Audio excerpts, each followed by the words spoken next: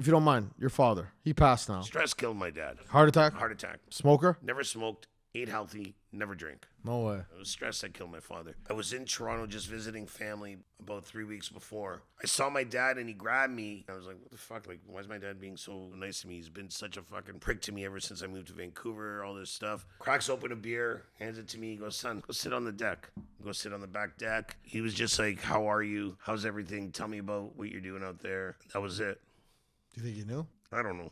Such a surreal moment. Sorry, I'm getting emotional. No. Jesus Christ. I need a shot for that guy. Waggy. Waggy. Cheers, Waggy. God rest your soul.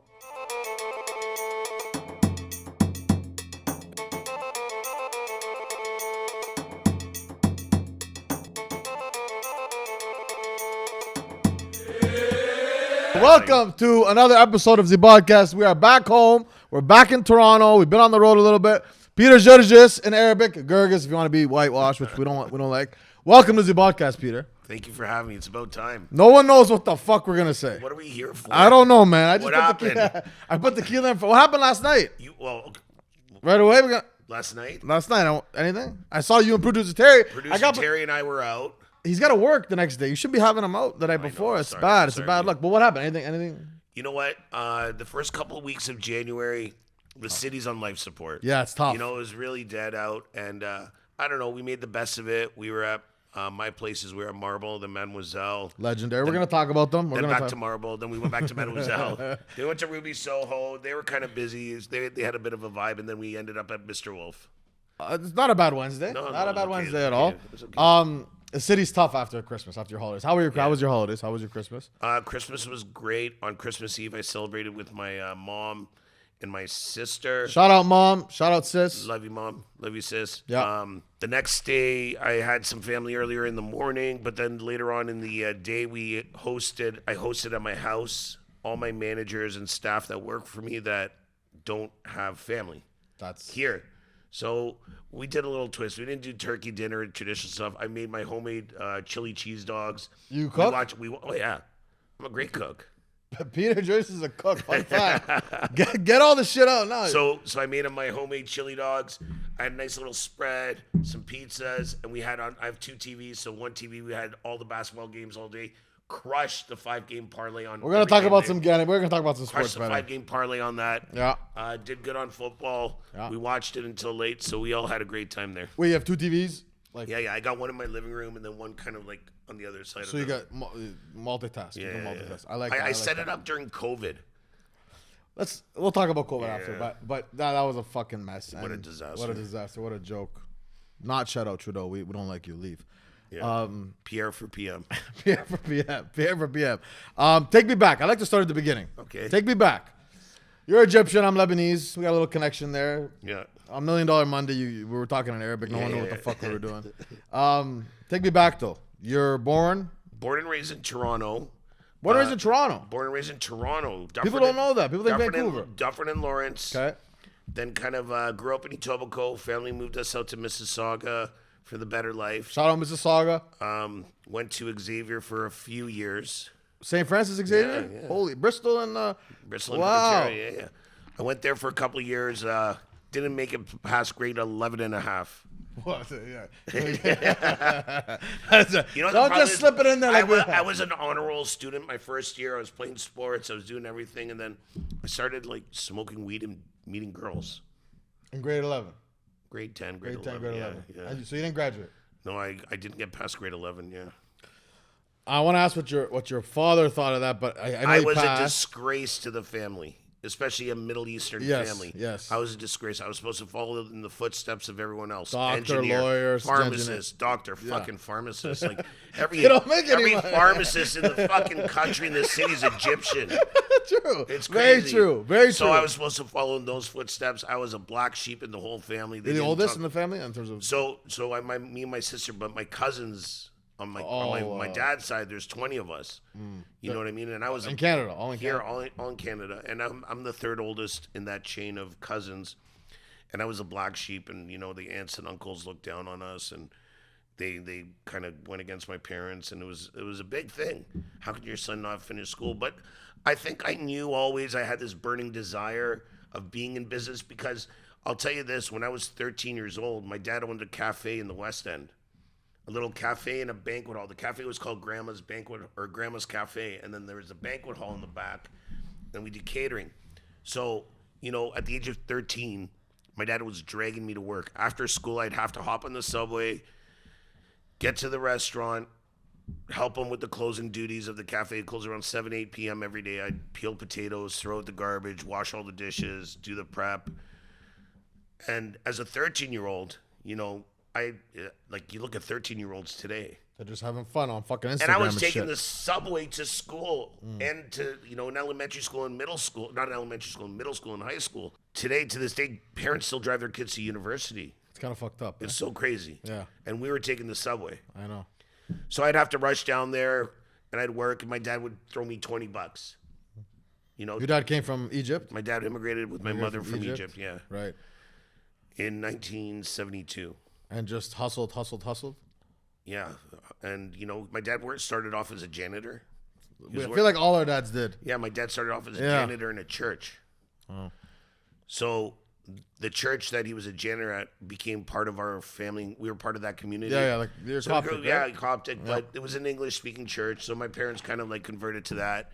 And, the church has always been part of our upbringing, right? Yeah. And I'd say, I'm not a religious guy, I'm a spiritual guy, and church just became, Part of the lifestyle. yeah. So, my dad's dream was always to open up a cafe.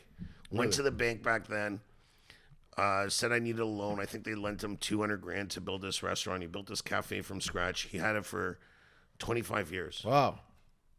Worked his ass off. My dad passed away 2009. Let's say cheers in heaven. Cheers to Baba. Pops. Baba name? Baba Name? Wagi. Baba Wagi. Allah yarhamak. God rest your soul. You created a gem here, and we're going to carry a message. But if it wasn't for my father, there's a couple people in my life that actually got me to where I am and built me as who I am. And in business and in hospitality, I'm a photocopy of my father. On steroids, though. I guess, just to cut you off briefly, that's kind of the main thing I want to get across here on this episode is people see you in the city, they hear about you, they see you on social media, and they think a certain way about you. This guy is crazy, he's nuts, he's always on tables, blah, blah, blah, blah. So while that is you, I know that's an extension of you, there's also a real side. Every human has a real side. Yeah, right? And I saw the struggles my family went through. My parents, my mom worked at Sears head office as an office clerk. She didn't make that much money.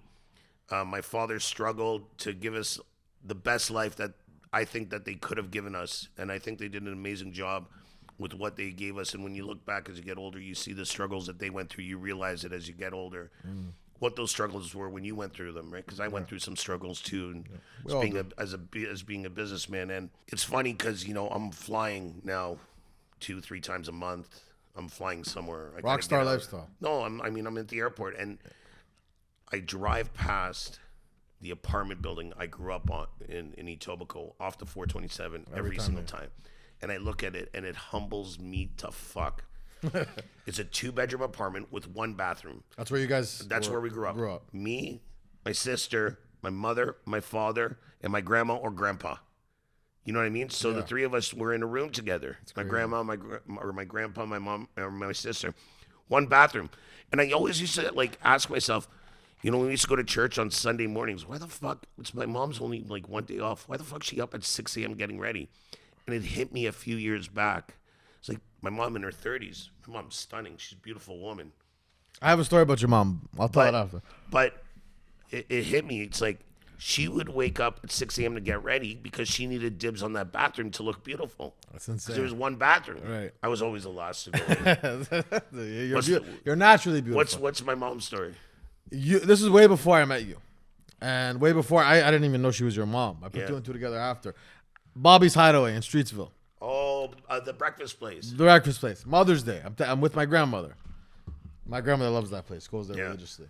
So this elderly lady opens the door for my grandmother and I. And she can hear us. I'm speaking Arabic to my grandmother.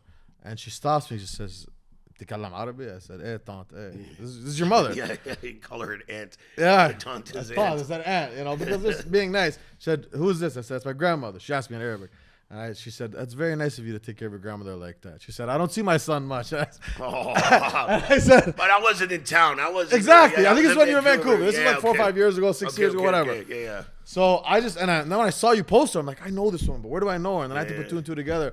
But I thought, like, and then inshallah, I meet her again, and we laugh about That's that a great story. memory. It's funny, small world, right? But continue. But yeah, it's humbling. Eh? It's humbling. My dad, same thing. Janitor, came to New Brunswick, came to New Brunswick from Lebanon. And these guys just hustled, man, to see how they hustled and how they lived. 8 of them in a room, 10 of them in a room. And they hustle. And then I think something about the entrepreneurial spirit of Arabs especially. All immigrants. Yeah. But Arabs especially. Some of the Carlos Slim, richest man in the world, Carlos Slim, Lebanese roots. You got all the Egypt's now a fucking hotbed for everything. I think when you're in that situation, you got your back up against the wall. You have no choice. What do you have to lose? And when you have a family, you'll fight and kill for your family and do everything to make sure that they eat. 100%. And now, I don't know. Listen, the Arabs, a lot of dog-eat-dog mentality. That's what I don't love about them. Everyone wants to be better than everyone. I don't love that. I'm not like that. I want to see everybody win. But it's nice to see. I mean, our culture. We can go right into it. Med Monday. Look what we did on Med Monday. Mediterranean Monday. Is it not the best? I keep waiting for a week to come when it's dead. When people say, I'm tired of these fucking drums and I'm tired of these fucking dancers. It's so wild. We created this Mediterranean Monday, and I talked to my managers for weeks. We have our meetings every week, and I said, guys, Mondays, it's our fucking worst night of the week. We're hitting $5,000, $6,000 in sales. It's not even worth Mademoiselle you're talking about. Mademoiselle, yeah. I said, guys, we need to get something going. I want to do this thing. I want to call it Mediterranean Monday. They're like, okay. I go, we need drummers, belly dancers. Because actually, the way it started was, it was about over a year ago. And I was in the DJ booth. And I put on an Amar Diab song. Who doesn't love Amar Diab? Who doesn't And then I put on Shik Shack Shook on a Saturday night. Places rammed. And Joey comes running up to me. And he goes, dude, what are you playing? That's fucking amazing. And Inez. You know Inez? That's the. I'm not gonna sing it for you. Give me a little. No. I'll sing it after. But and anyway, so we started playing this music, and the crowd just was going crazy to it. They were nuts. White, black, anything. Asian, doesn't matter what you were in that room. The music was going through their bodies. It hits their veins, bro. The Arabic music hits their veins. It was beautiful, and the way it. So I said, you know what? He goes, Peter, you're onto something. Get this going. Yeah. So I said, okay, maybe we'll do like a Middle Eastern, Mediterranean themed night. And then a couple months after that, I was in Mykonos. And you hear it. And then I just felt that Mediterranean vibe just get into my blood. Yeah. And I said, we need to try and replicate something like that. And what better room to do it than Mademoiselle? Oh, fuck. The layout, the space. When those drums, when you have that roof, and you have the ceilings that high, and the drums, those boys are good. Shout out Damien and the whole crew and all those guys. Yeah. They light it up. But not even 100%, that's a great story about how you played it. But all the clubs in the city, all the places, you start hearing food. You hear in Soluna on Sunday, for example, you hear it and you're like, these people, everyone loves it. Our music is it's an international thing. It's an international thing. Yeah. People, it's like no offense to anybody else, but it's like no. The music you is dance different. to it. You the beat, the sound. Yeah. And it's funny you say that because so I'll quickly go back to that. Go back. But anyways, you go to Miami, you go anywhere, like the Kiki on the River on a Sunday. Habibi music's going on. Yeah. But I'll go back to that because, after I worked for my dad, I wanted more than just working in a little cafe in the suburbs. And, as a teenager, I'm walking around with cash in my pocket. Like, I'm going to McDonald's. I got $100 in my pocket at, 15 years old. People either thought I was a drug dealer or some spoiled rich kid, but I worked for every nickel, right? And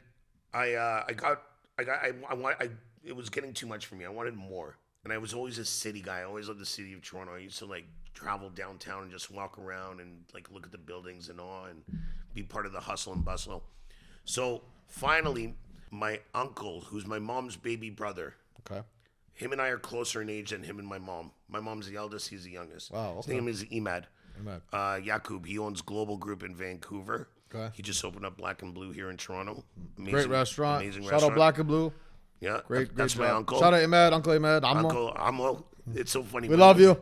When we were younger, we would call each other cousins, but now I just call him Amo. Amo, yeah, it's a respect. I call him Uncle now, not for the respect, because when I was Younger, I wanted to look older, so we said we're cousins. Now you want to look. Now I want to look younger, so I say, oh, no, that's my uncle. That's my uncle. Shout out, man. We're coming through for some drinks. Love soon. you, uncle. Yeah.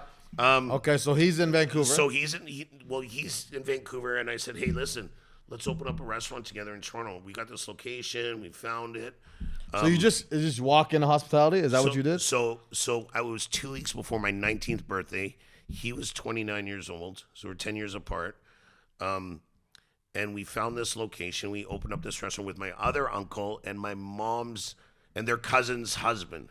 Okay, 4 of you. 4 of us. So we opened up this restaurant. I didn't have a nickel. They put up the money for me. But we owned this restaurant, the 4 of us. And within the first couple of years, we turned this little cafe around. Me and my uncle, me and Emad were the ones running it. Like, we were the ones working Where there. was it? It was called Brownstone. It was a Young and Gloucester, just north of Wellesley. Okay. On the northeast corner. Okay. So we had this. It's called what? Brownstone. Brownstone. Okay. So we had this restaurant. A couple of years rolled into Regular it. restaurant. Nothing. It was like a little dessert place, and we turned it into it was a little cafe. I think it was doing like 15, 20 grand a month in sales. Not bad. 20 grand a month. I don't know what the fuck. I don't know. Couldn't I had even- 20 grand on a parlay. It's good. Yeah, that's No, I don't fucking know. No, we turned it from like a $300,000 a year restaurant. In our first year, we did 1.5 million. Oh, so you took it over, Yeah, we took it over. We and bought then it. 5 times. We bought the restaurant for $40,000. Oh, okay. You know what I mean? Whatever assets were in there. But when you buy a restaurant, it's very important. When you buy a restaurant, Listen, all you restaurateurs. the restaurants aren't worth the tables and chairs that are in there. It's what you're buying is like a successful business. And if it's not successful, it's worth nothing. Right. You know what I mean? Sometimes if it has a desired location or license or a good lease, then it's worth it. Right? But if not, don't bother. So we bought the place, but after 2 years, my uncles were fighting like crazy, and my other uncle was getting involved, and he wasn't really involved in the operation. It was just Emad and me, but now he wanted to get involved. Because And it was doing so well. everyone always wants a piece when things are doing well. Right. Do we hate this uncle now? No, I love him now. Okay, we love now. you now. Now we love you. Now. Now we So love my uncle said, fuck this. Fuck everybody. I'm out of here. you. Emad. He goes, Peter, let's go. He was engaged to a woman from Vancouver. He said, Peter, let's go. It's fucking the Wild West out there. It's taking candy from What a year are we baby. talking now? This is 1999, 2000. 1999, 2000. You get the fuck out of here. No. He's like, let's go. I'm like, fuck, what are you talking about, Vancouver? I go, I own a restaurant on Yonge Street. Like, I'm Yeah, fucking yeah, 20 you're years loving old, it here. 21 years old. I'm the man. Like, I used the restaurant to, like, get me Women? access to clubs. Yeah. I would go to Fluid. I'm young, man. Don't talk to me about all these. What is Fluid? Fluid was the Studio 54 of Toronto. It was in the 90s. Studio 54 is in New York, no? Yeah, it was back in the 70s. Yeah. That was the hottest nightclub in the history of nightclubs. Forgive me. Man. Fluid was the Studio 54 of Toronto. And guess who ran the door there? Who? Carl. Carl now? Yeah, my Carl. No way. And you know who worked as the promoters? Zark. No way. Shout out Zark. And Ralph. Zark and Ralph. Zark and Ralph. Zark and Ralph. Shout them Those out. guys deserve a lot of credit for building the... Toronto? There's 3 guys. Zark, Ralph, and Charles Caboose. Shout out Charles. Uncle Charles. Another fellow Habibi. Habibi. Legend. Those guys really paved the way for nightlife in this city. They really put Toronto on the map. It wasn't always on the map, eh? Toronto, nightlife-wise? It had a little bit of a No, scene. yeah, but nothing really. Like, I think in the 90s, yeah, there were some fun places, early 2000s. 90s is when nightlife really took off in the Took city. off. Yeah. Like, there's some big places. So anyway, so he says his wife can't stand, or his fiance can't stand watching him miserable She was in Vancouver. from Vancouver, but Okay. she came out here Okay. Well, I mean, with him. Yeah. So she. I'll ask you to compare the two She cities. couldn't. but- She couldn't see how miserable he was. She fucking couldn't stand it. She said, "Let's get the fuck out of here. Taking you back to Vancouver. We're going there." He goes, "Come with me." I go, "I'm not gonna go there." He opens up a restaurant. He fucking smashes it. in Vancouver. Yeah, the first year he's smashing it. Finally, 2 years later, You're still running this place at still this running time? this place, and my uncle's driving me nuts. One day I just said, "Fuck it," I left. So Are you impulsive? I tell you right now, Vegas tomorrow. You go? spontaneous. Wow, I love it. If you say Vegas, let's go. I don't know if I'd go, but if I say Vegas, let's go, I go. It's you're selfish, self-impulsed. Yeah. It's selfish, but I'm spontaneous on my clock. Okay. But are you a man of your word? Like, if you say if I call you, say let's go, and you say yeah, I'm coming. You're I'm there. okay. I will never. If I say it, I'll do it. It's a testament to your character. Always. You got to back what you say. Always. Okay. That's number one in business and in life. Facts. And I wasn't like that in my early 30s, late 20s. I'd always escape from problems. I'd always like an ostrich, stick your head in the dink sand. and dunk. Yeah. But as you get older and as you become more successful and stuff, and you go through the ups and downs, you start just being more and more straight. Really? There's no. You there's- mature. You mature. Mature. So he goes out there. He opens up this restaurant called Global, and then he's crushing it. And I go out there a couple times. And I'm like, fuck it. You know what? I'm coming.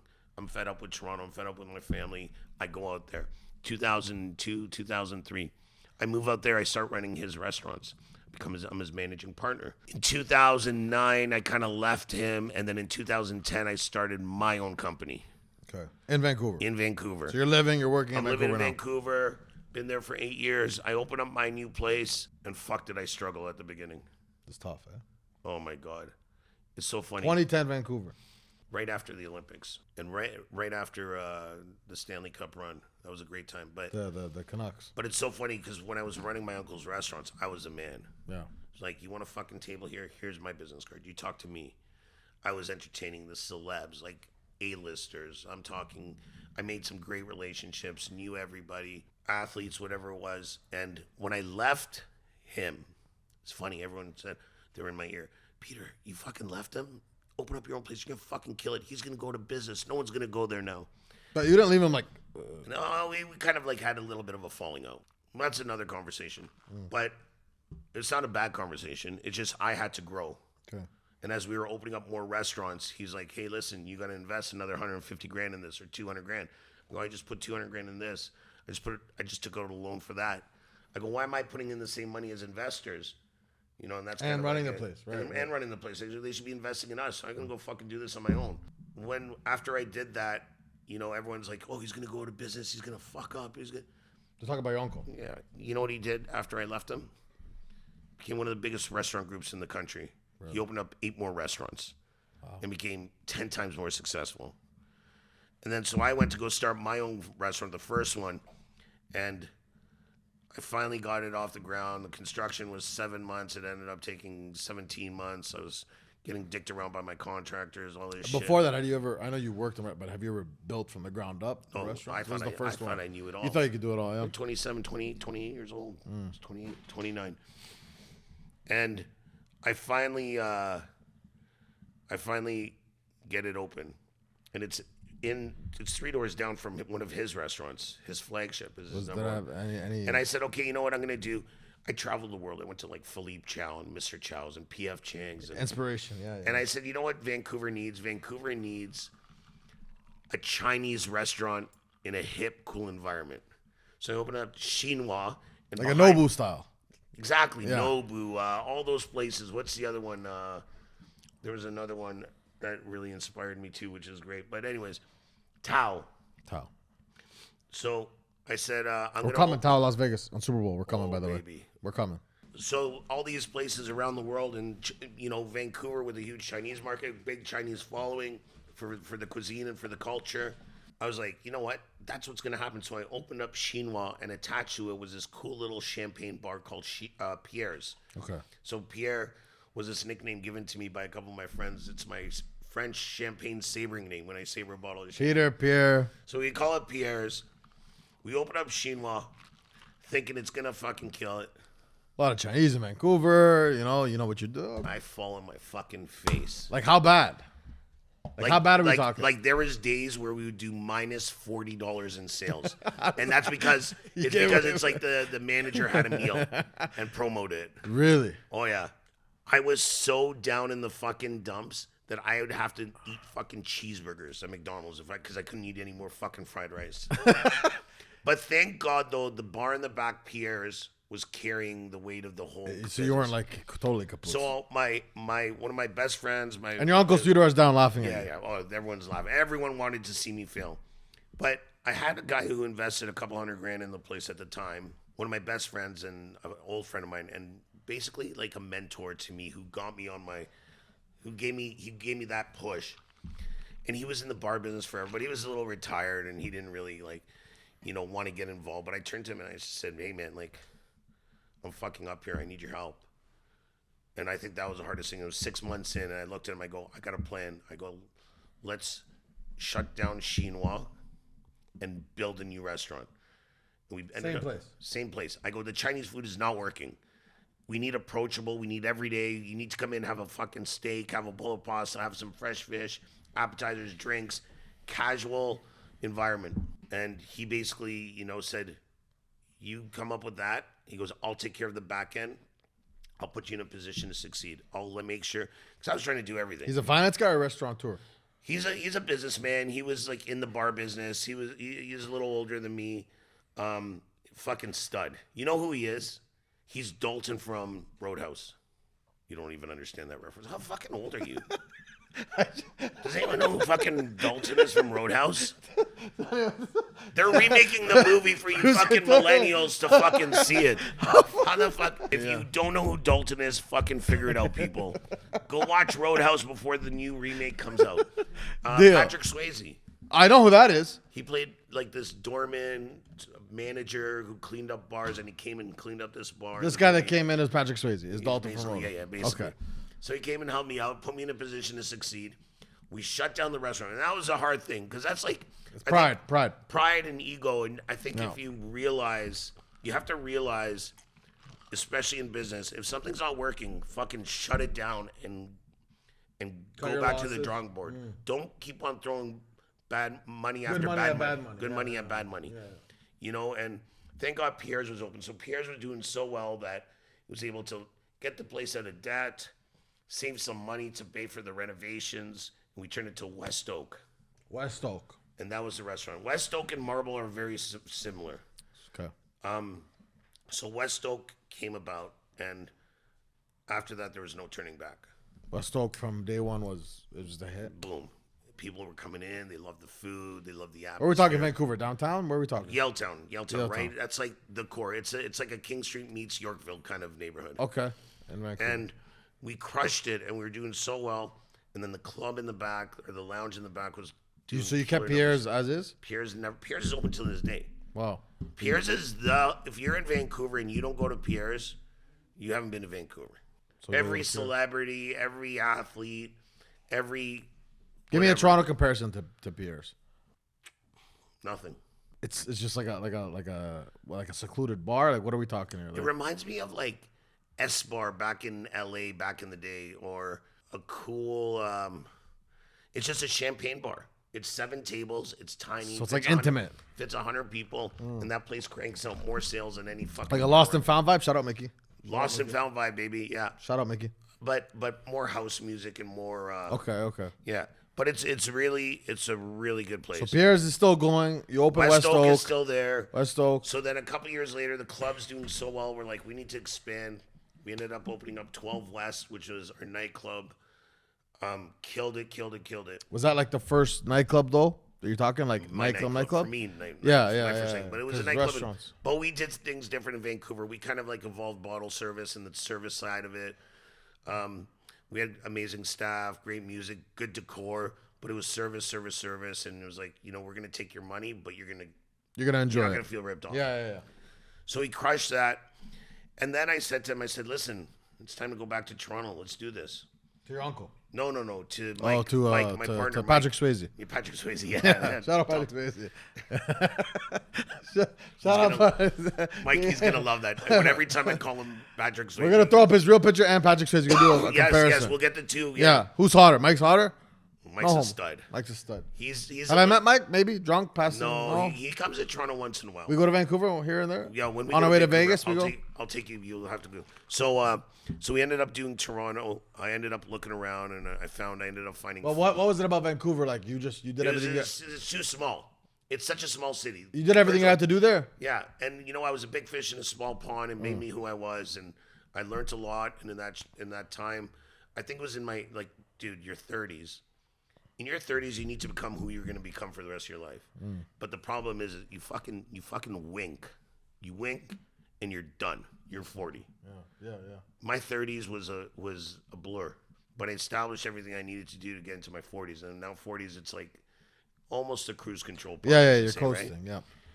I shouldn't say you're coasting because yesterday, this week, last week, this month, last month, there's so many challenges always in business, right? It's my homecoming. I need to do Toronto. So sorry to cut you off, but Yeah. I thought you were like born and raised and like my actually thought was you were born in Egypt, very young, you moved to Vancouver, and then you just eventually. No. So this is a great story because So this is my homecoming. I think everyone thinks like this. Like they don't know this is my homecoming. I don't like really broadcast it. Yeah, you don't like. You know, everyone knows I did Vancouver and blah blah blah. A lot of people think I'm from Vancouver. That's the thing. A lot of people think that's where you started and made it, and so, then you. So I came back. So I still have my roots here. Yeah, we do work hard out to get where we. Yeah. Thank you, I appreciate it. Anyways, long story short, one Monday I said, "Fuck it, I'm going nuts tonight. We're doing fucking $1 million on Monday Night Football." I'm a sports bettor by trade. Everyone knows that. But anyways, long story short, listen, my two passions are my culture, I'm Lebanese, and sports betting. It's like my two things in one. So this guy puts the game on TV. He's got two beautiful TVs. They're the frame TVs. So I didn't even know they were TVs. We don't usually put. They're not really like. Not a marbles for the TV. TVs, Mademoiselles, yeah. but he's got the frame TV, so it looks like a portrait frame, but it can be a TV. And I get the Wi-Fi for the place, and I airplay the fucking game onto the screen, and I start sweating. There's fucking drums in my ear. There's Arabic music. Belly dancers. Belly dancers are hugging me. Flamethrowers. The bottle service goes, asks me what I want to drink. I'm like, just please, I gotta just focus on this game. Anyways, long story short, thank God. We win the game. We a good hit on Monday night. We win the game. It was the Steelers. Steelers against the Browns. Steelers against the Browns. Steelers win. Steelers won. Steelers won. It was Steelers against the Browns. Also, we're taking maybe the Steelers on Sunday against the Bills. We don't know. We'll think about it. We'll discuss it. Anyways, long story short, I'm not like a public guy in the sense like I'm high on Instagram, but like I don't like go on the mic and say, hey, I want $1 million. Like it's not my style. Like you don't know, evil eye, whatever. But I had no problem doing it. So we're all fucking hammered. DJ Hattie, shout out DJ Hattie, we love you. He's doing his thing. Shuk. We love you, Hattie. On Mediterranean Money, the drummers are everything. So like I'm in heaven right now. I made some money. Business is good. I'm hearing my Arabic music. All of a sudden, I turn around. This motherfucker gets on the mic, and he starts going off. And he's like, Christo, this fuck. You guys, he started. You guys think you make a bet $100? You don't know what the fuck you're doing. This motherfucker just won $1 million, and the signs start coming of this and that. I've never been congratulated so much in my life. Did I come up with $1 Million Monday? Because I mean, it came on the side. No, here's why you know he's a good fucking businessman. Yeah. He turns to me right after the game ended. He goes, "Yo, I only got one bottle of Moët 6-liter left. Someone's got to take it." I looked at him. I said, "All right, bring it out, you motherfucker. Bring it." I don't drink champagne, but bring it out. $1 Million Mondays. People start coming up to me, women, men, old, young. Congratulations, this and that. And the rest is history. And honestly, honest to God, Med Monday times my sports bets. I think I lost one, which was against your Seahawks. Yeah, when Philly fucked me. Seahawks. And they're a mess right now. But I have had great luck this year. I've had a great year, so thank you. And there's no place I'd rather celebrate than. No, we're so blessed to have you come in, and we've become really good friends because of it. You know, it's my favorite day of the week. I'm not gonna lie. Yeah, and people look forward to it. Yeah, people look forward to it. So we created this thing. Why does everybody like you? I don't know. Actually, why do they like me? I think I'm a great guy. Yeah, I mean, I like me. I'm having the time of my life. And everyone around me has the time of their life. Everyone has fun. I just want everyone to be good around me. When everyone's around me. Do you have enemies? I'm sure I do. Do you have like selfish, jealous? Do I have enemies? Yeah. Do I hate people? No. Do you think that people hate you because you are who you are, because you've done certain things, because this, that, I mean, no matter what you do when you're out there like this on a podcast, when you have successful places, you do obviously attract a lot of people. There's what's the saying? The devil's at you when you're at your highest point, or something. Right. Whatever that fucking saying is, you know what I mean? Something along those lines. Something along those lines. The devil comes after you at your highest, you know, and it is what it is. And I don't care if you're gonna talk shit about me. But come spend money in my bar, I'll shake your hand and give you a kiss. Yeah. That's hospitality, isn't it? Yeah, it is what it is. I keep my circle close, tight. But, you know, it's funny when you do hear stuff about yourself from other people that you don't even fucking know. Do you find that Toronto, we're getting off topic here. We're not on any topic. Yeah, but do you find that Toronto is too small? Do you find that people talk a lot of shit? I mean, we're talking about King Street, Queen Street, you know, a couple bars here and there. Everyone goes to the same places. Our business is competitive. There's a lot of envy and jealousy. I get jealous and envious of places when they do certain things and get busier than me. You know, there's no doubt about that. But I don't take it personal. Like, I always want to win. That's what it is. But when people start saying shit about me. Like, I love competition. I'm all about, moving somebody, get me a better place next door. Like, let's have better places. Friendly competition. Yeah, Better, if there's better operators and better places in our neighborhood, it's going to make our whole neighborhood better. 100%. But, I obviously always want to win. But when people talk shit, when certain people talk shit who barely know me or I barely know or whatever, or people in the industry, I always tell them, I go, who is that? Like, why? I go, don't put me in the same fucking conversation as that person. We're not the same.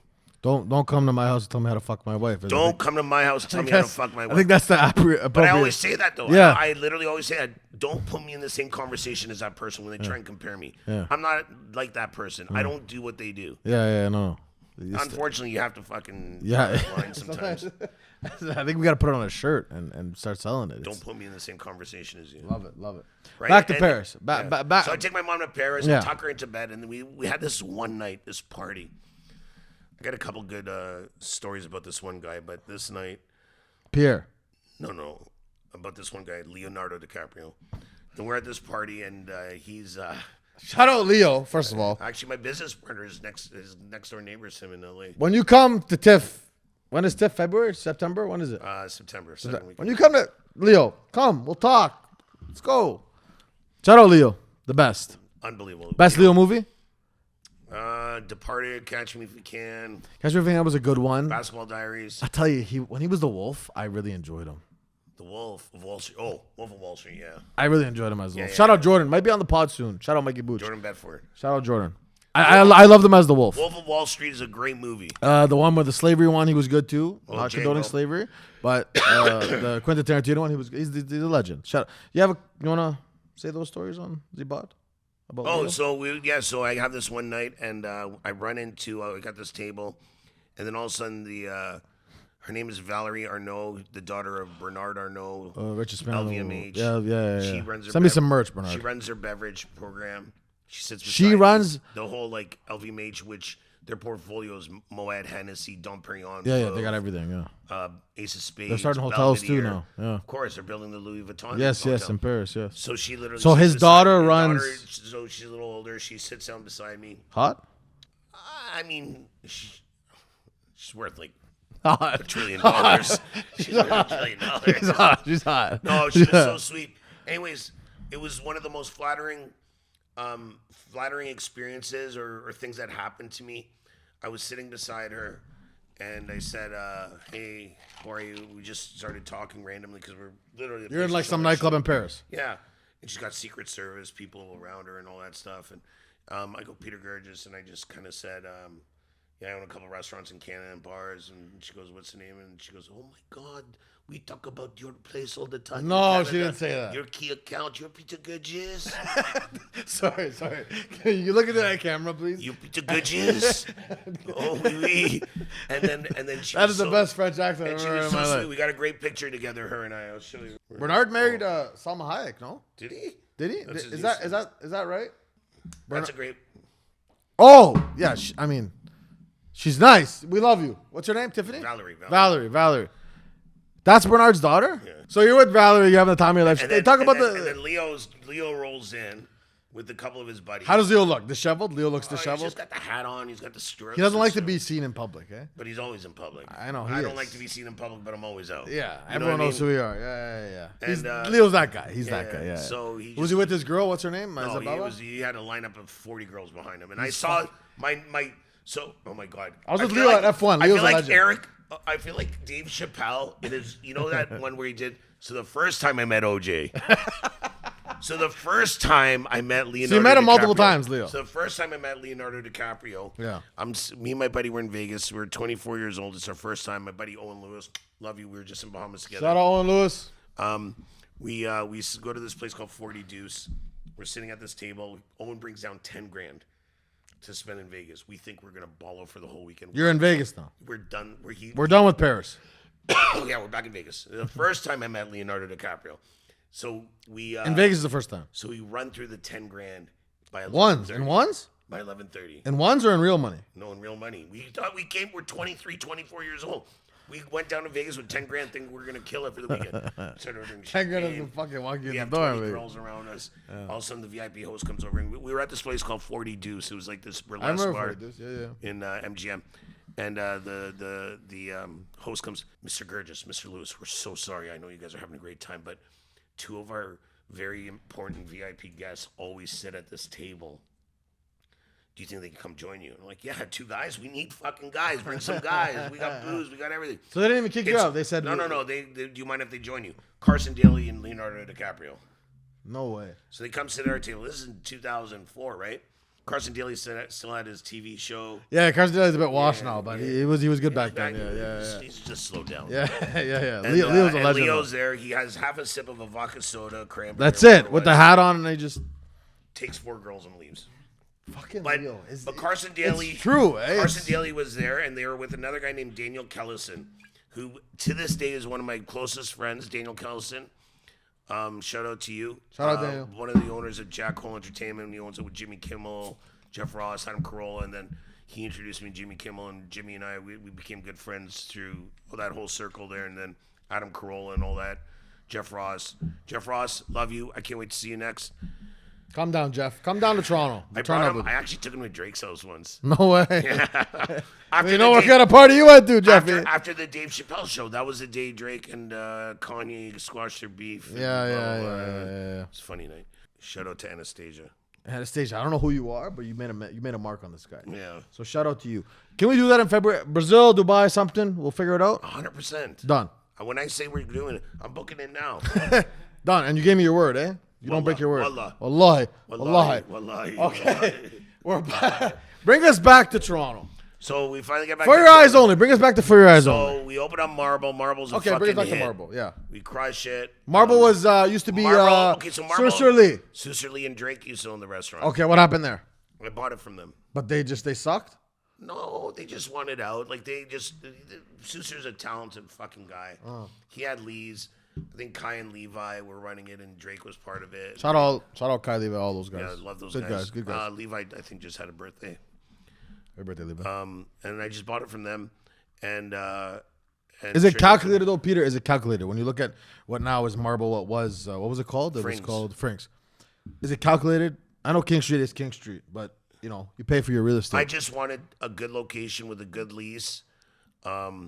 And it all made sense. I didn't buy a place with 2 years left on the lease. I bought a long-term thing, and because Franks didn't really, I don't want to say do well, not do well. But I think they're talented at what they do. I don't think they put in the energy that they wanted to into that place, and you only get what you put into anything. Susur said, "Fuck it, I'm out." He wanted to sell it, and he had leads down the street anyway. So listen, Susur doesn't have to serve doesn't need another a fucking dollar. Yeah. chicken skewer again or cheeseburger spring roll or whatever it is. Yeah. That guy is, him and his wife Brenda, she's a brilliant business person, and she's the one who I did the deal with. We did the deal within 24 hours. So I gotta ask you this because did any part of the Marble or the Franks layout scare you in a way? No, because I gutted out the whole thing. You just gutted the whole thing. I gutted the whole thing. It had the upstairs downstairs thing. Though, yeah. And I had the club downstairs before COVID. And downstairs was the original Mademoiselle. So originally called Mademoiselle. Right, Marble Mademoiselle. And I always thought the name was too good for the room. It's a small place. But I always thought the name was too good for the room. So I really wanted to create Mademoiselle. So it was April 15th, 2018.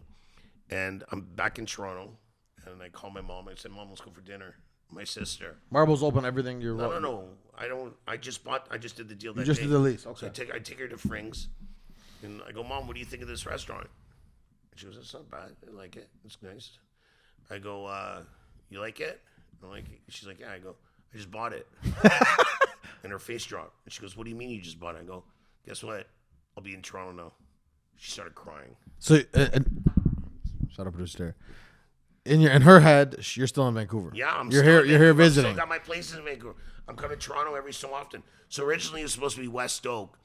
So Mike and I, we were trying. It doesn't hit the same West Oak. Yeah, and we were trying to do it, and then he was having a hard time traveling back and forth. I'm like, "Hey, I found the investors. You still own West Oak at this point, though. Yeah. Vancouver, so I said, let's just do a deal. He bought me out.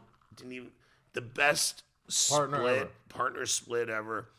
I didn't even ask him. We didn't get into a fucking bidding war. I just said, you know what? You want to buy me out? Buy me out. I'm going Okay, home. I'll call you tomorrow.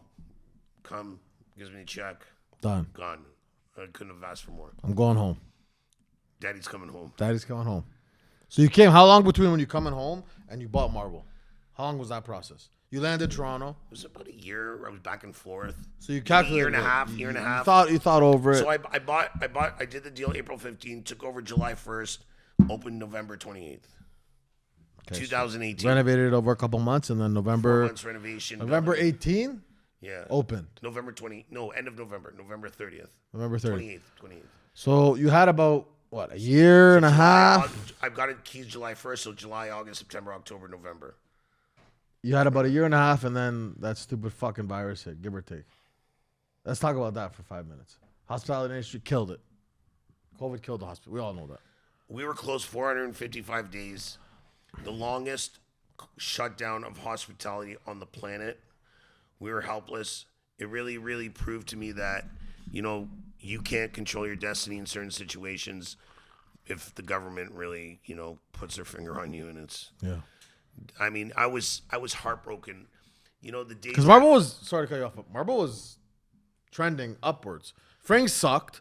No offense to anybody, but it didn't. I went a couple. It didn't have that. So Marble was killing it. Marble killed it when we were open during COVID. We were doing crazy numbers, but you know, I remember there was one time where we had all our staff in after the shutdown, and we got word that we were going to open in a couple days. So we brought everyone back to retrain them.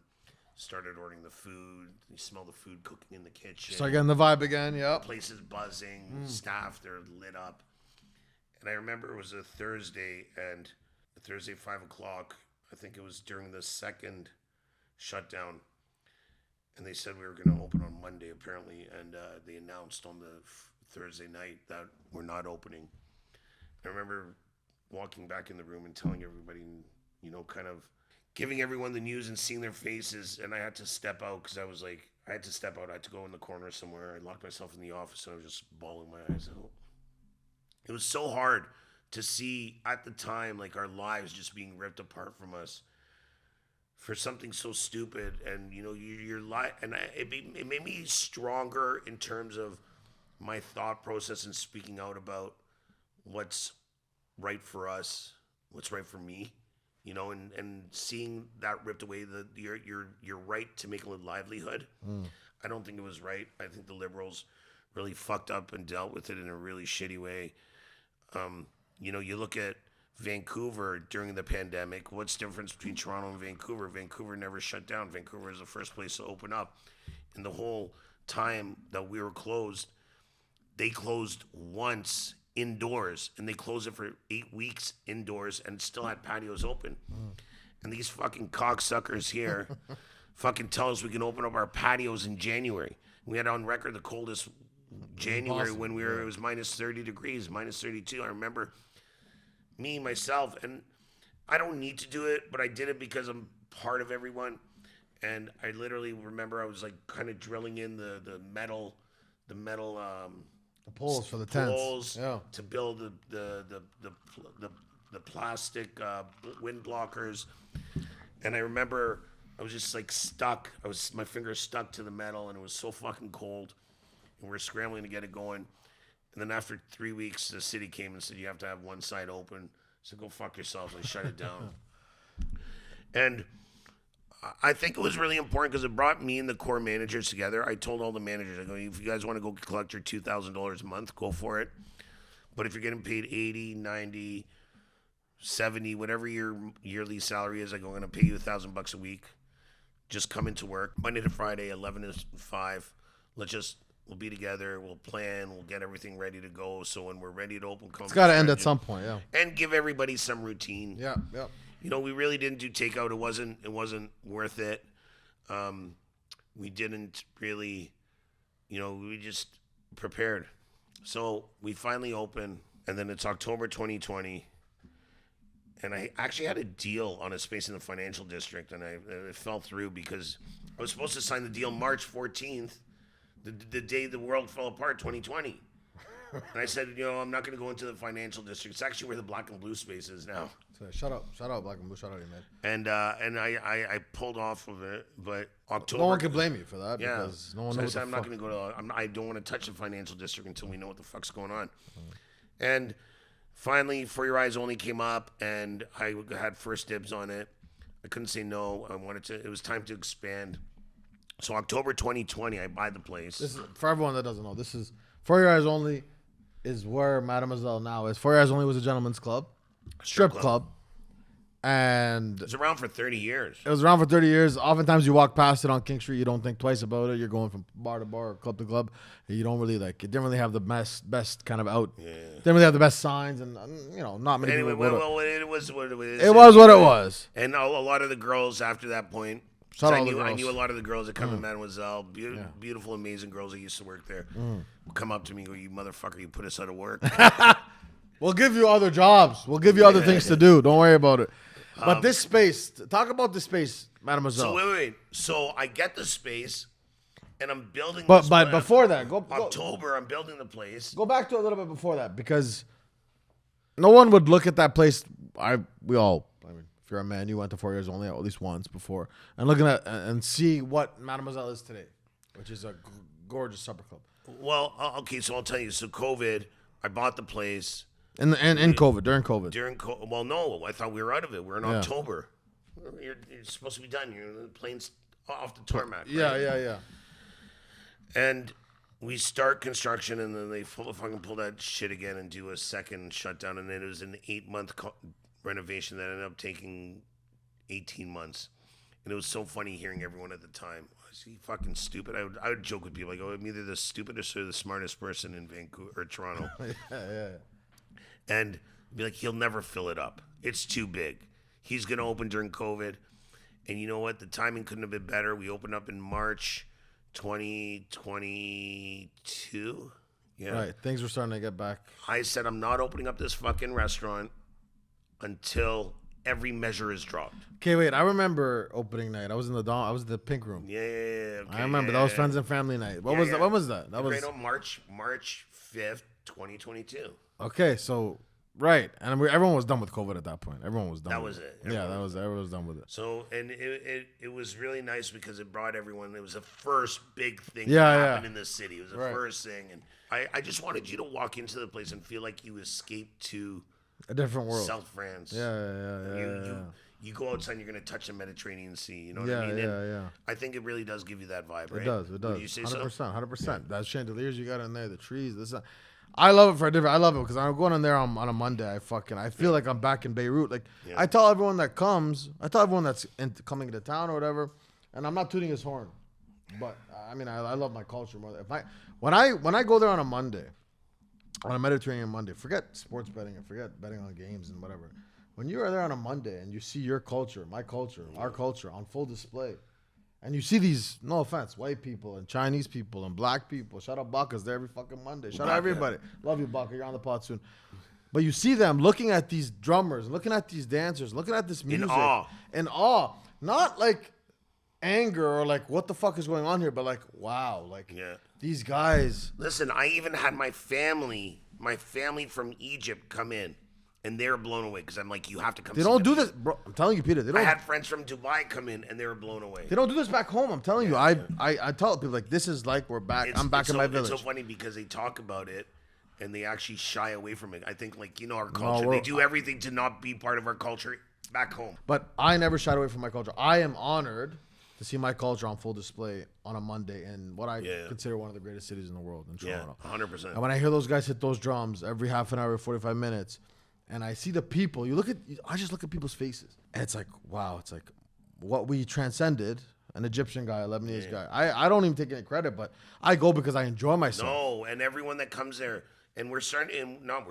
We tap into the Greeks, the Italians, the Spaniards, the Moroccans. Everybody wants to be there. Like. You touch a Mediterranean, you want to be there. 100%, and not for nothing. Shout out Mickey. We go down the street when Mademoiselle's done. We go down the street. We go to Lost and Found. We go to Lost and Found, and then Peter's able because Peter grabs the mic from every fucking DJ on Monday, and he just goes off. And I think Monday is my favorite day of the week in Toronto now. I gotta say, And Saturdays are great, and Fridays are great, and Thursdays are great, yeah. but Mondays are special. We're going to do Brazil and Dubai together. Yeah, 100%. We'll talk to our assistants. We'll flip it up, put it in the oven, and we'll burn it up. Yellow. Shot to you for all you've done in Toronto. Cheers to the Egyptians, the Lebanese, and everyone else in between. Thanks for getting producer Terry fucked up. No one knows what the fuck he did today. He's hammered. He's Producer hungover. Terry is so hungover. Producer Terry, you had one fucking job. Tell me the name of the girl I was talking to last night. Producer Terry, you have one fucking job. Producer Terry, you have one job. Do you know that? Can we get a name? He didn't even know what fucking area code he was in. But he's a legend. He's an absolute legend. So good. He got me Ryan Pownall, king of podcasting, king of porn. Oh my God, Ryan, love you, Toronto guy, Ottawa guy, Toronto guy, now an LA guy. I'm a big Ryan Pownall. Love Ryan, good guy, great guy. I want to wrap this up. I don't want to keep you here all night. What's next for Peter? I'm Arabic. Girges. What's next for Peter Girges? What's next for the city of Toronto? Wrap me up and give me an idea of what's coming. So we got Miyamoto opening up. It's going to be a cool little, I don't want to use the word speakeasy, but a little hidden secret location behind Marble. You enter through Marble? Or you go through the back alley. Go through the back alley, okay. Cocktails, omakase, sushi, and then we have Marble Financial District opening up That's this a big summer. one. I've seen a lot about that. That's going to be a big one. Yeah, that's going to kind of be like what Cactus Club used to be kind of thing. Like It's going to be what Marble is going to be.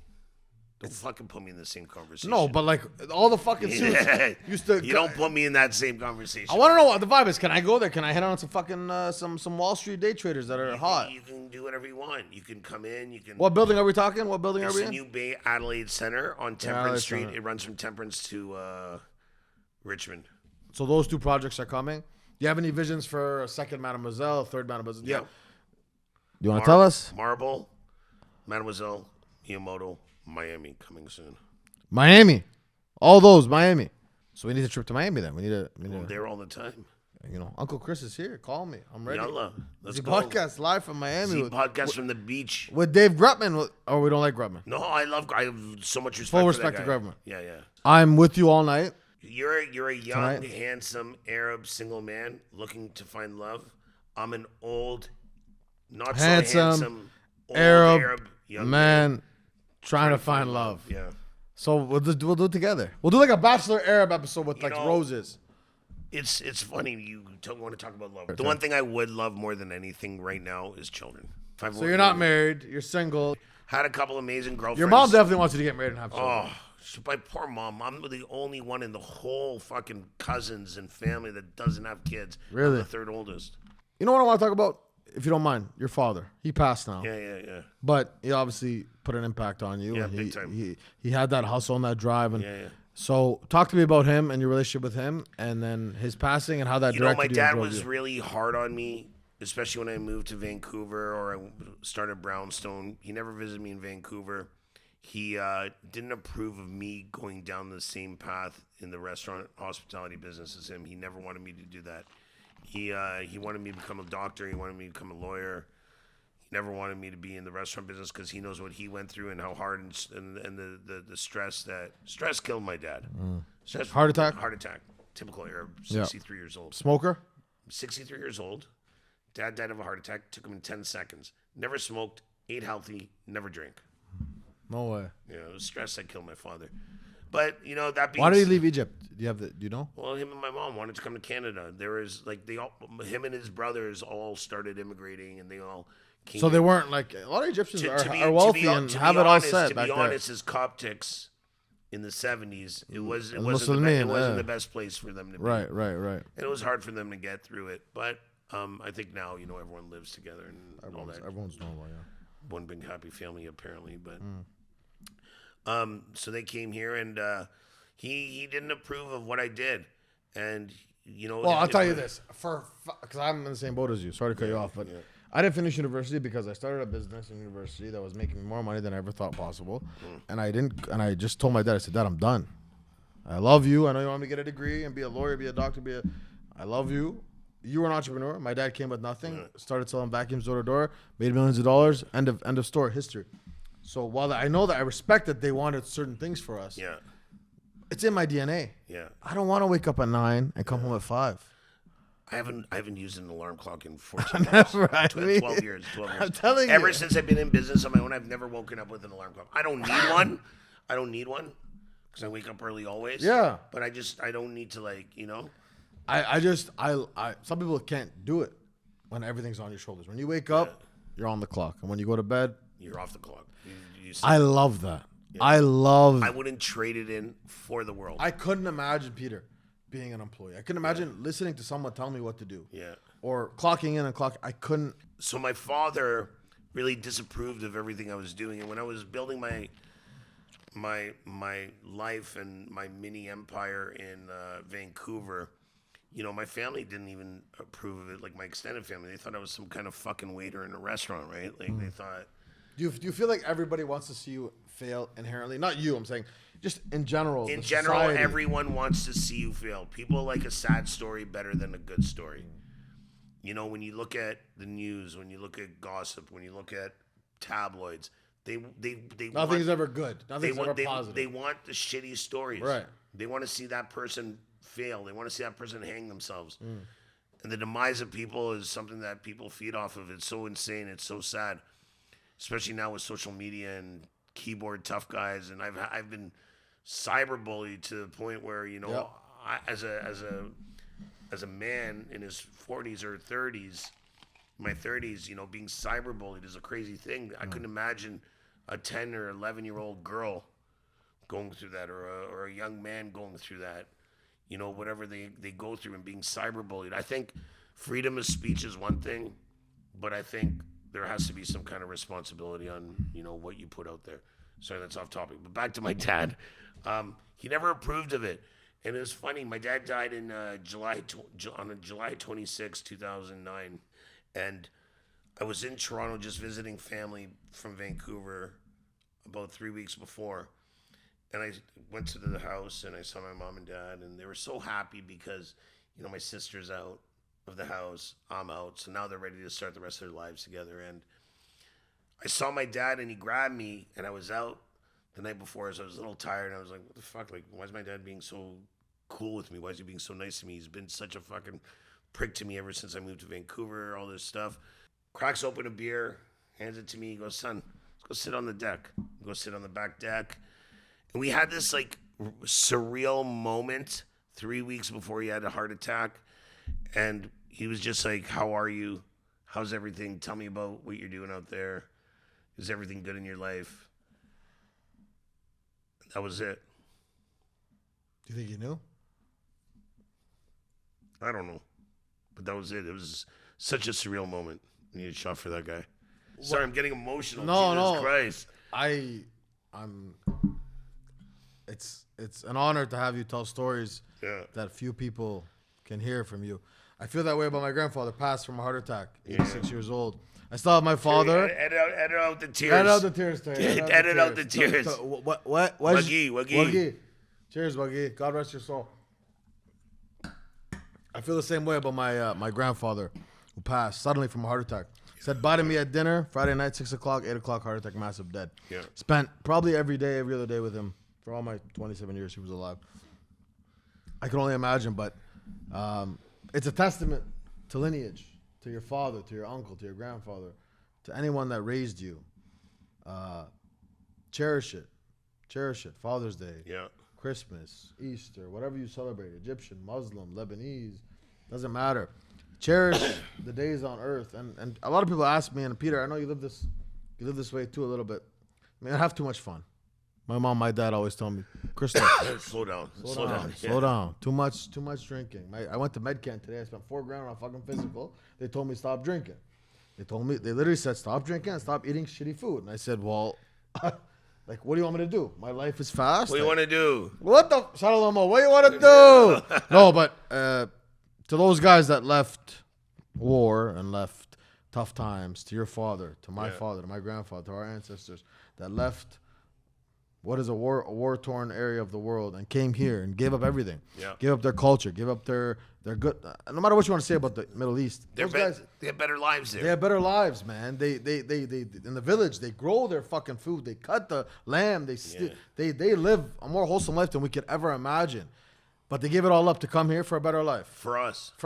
For the kids, for the for the family of the future. And so to my dad who's still living, Doom it, I love you. Yeah. I love you. What's his name? Dominic in English. Doom it in Arabic. That's my guy for life. And sometimes he looks at me and he's like, I don't know if you're doing the right thing. To my grandfather in heaven, to Waggy in heaven, to you guys that have molded us, that have shaped us, that have given us made us the men that we are today. Yeah, and I know a lot of people look at us and all those guys are fucked up and they're on a Monday, they're getting hammered and they're this and they're dancing to fucking crazy drums. I say to them and to everybody, we're just happy. We're living life. What can I say, man? I'm living a dream life. And thank you. Let's give 5 minutes of sports betting. No.